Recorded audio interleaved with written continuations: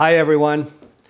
A few weeks ago I made a video comparing a Kitchenaid mixer and an Ankarsrum mixer mixing a very low hydration dough.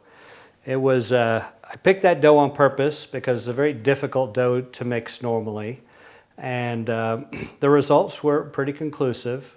The Kitchenaid was able to mix the dough. It struggled a bit, but it was able to do it. And the Ankarsrum was just not able to do it. Well, there were some people in the comments who were unhappy with that conclusion. And I just want to clarify.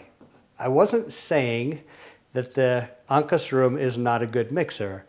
I was saying the Ankarsrum can't do very low hydration doughs. This is a fantastic knife. I've had this Henkel's knife probably for 35 years. It's fantastic. I love this knife. It's sharp. You could shave with this knife. But this knife is terrible at peeling carrots. This little tool is good at peeling carrots. It doesn't mean that these are bad tools. It doesn't mean that this is a bad knife because it isn't good at peeling carrots. It just isn't good at peeling carrots. All right, so enough about that. After I did the last video, someone recommended I try one of these cheap Chinese dough mixers. This is from a company called Joydeem, and the mixer inside looks like something you might see in just a countertop bread maker, like a zojirushi. I'm going to do the same thing that I did in the other video. I'll turn it on with nothing in it, and we'll take a look at the power that it uses just to run without any dough. So I put it on mix and then put it on start. And you'll see that it turns on and off.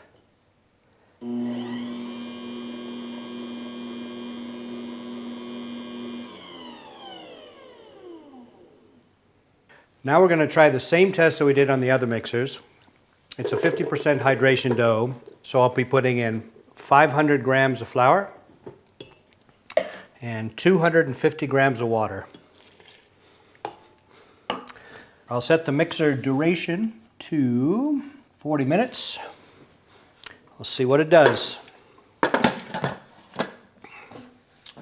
And away we go. Okay, after 3 minutes, it is starting to come together.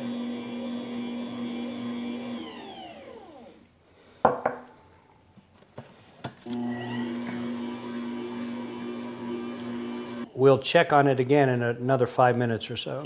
I did the same thing with this mixer that I did with the Kitchenaid and the Ankarsrum.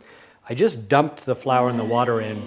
The point of having an expensive mixer is to make your life easier, not to go into some sort of an engineering project figuring out how to make the dough. The dough is coming together. It's slow. This thing does not put a lot of work into the dough, but it is putting some energy into the dough, and we'll be able to tell that from the oscilloscope. It's interesting to me that the designers of this mixer basically run it half on and half off. My guess is the reason they do that is so they can put a cheaper motor in it. As we've talked about before, the dough does develop a little bit as it rests, but not as much as when it's getting worked. All right, well, this dough ball has come together. So how long did that take? Well, roughly 7 minutes. Let's see what the power is looking like.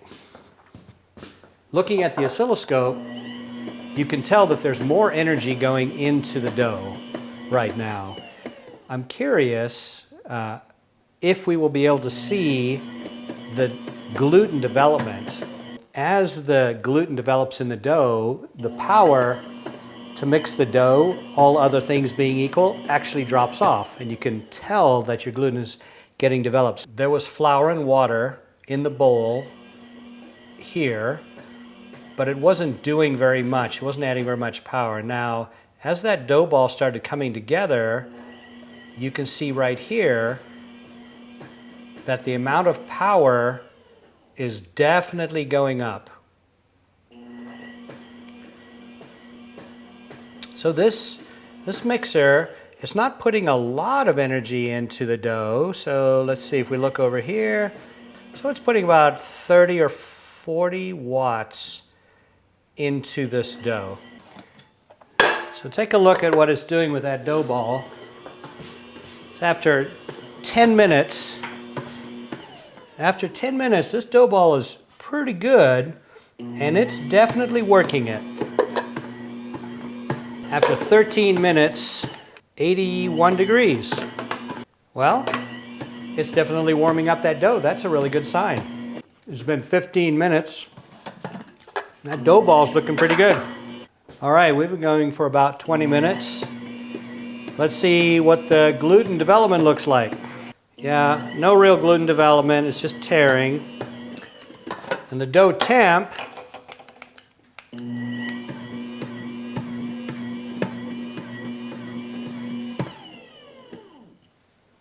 '83 degrees. 83. It's up from where it was. This little mixer is actually working this dough. It's slow, but it is working it. And look at that power, it's pretty consistent. If we start to see a drop off in the power towards the end of this, that'll be an indication that we're getting good gluten development. Not feeling anything hot. This little mixer is just mixing away. It doesn't seem to be struggling. It's not working very hard. It's not putting a lot of power into the dough, but it is putting some. So it's been 25 minutes. I'm pretty impressed with this little mixer. It's slow, but it is working the dough. And man, are these cheap. That dough is actually starting to look pretty good. It looks like it's softening up a little bit. Okay, after 35 minutes, let's see what we got. Almost. So it looks to me like this little mixer, it'll take a while, but you can mix this very difficult to mix dough in this. You just have to be patient.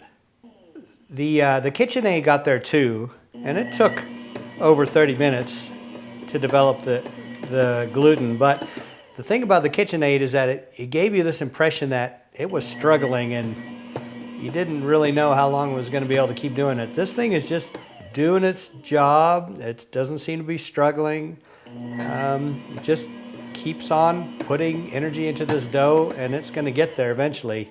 All right, that was 40 minutes. You could tell at the end it's starting to work that dough harder. This is shaking a bit, but I'm just going to start it up again. So we've been going for 44 minutes or so, and the dough is up to 88 degrees. Well, it's been 50 minutes, and this little mixer is just keeping on going.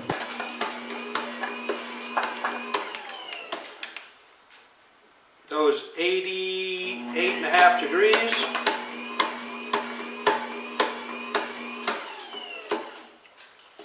Oh yeah, we're getting there. You can see that dough ball is getting softer. Pretty good. We'll shut it down. I guess that would be 55 minutes. Well, it ain't fast, but I'll tell you what, it just kept at it. This dough's pretty good. Well, considering you could get 5 or 6 of these for the cost of one Kitchenaid, you could have 2 or 3 of them mixing your dough all at the same time for half the price. I'd have to say between the 3, when it comes to this dough, which again is a very difficult dough to mix, low hydration, stiff dough, this little cheap mixer from Amazon, less than 200 bucks, it did better than the Kitchenaid $1,000 mixer or the Ankarsrum $800 mixer. And that's the truth of it, folks. All right, so what do we make of all this? So this little cheap Chinese mixer did pretty good. It took a long time, but it was able to get the gluten developed in the dough. And that's good on a dough that's this tough. So you might have to wait. But if you just set your dough in there and set the timer going and then come back later, you'll have pretty good dough.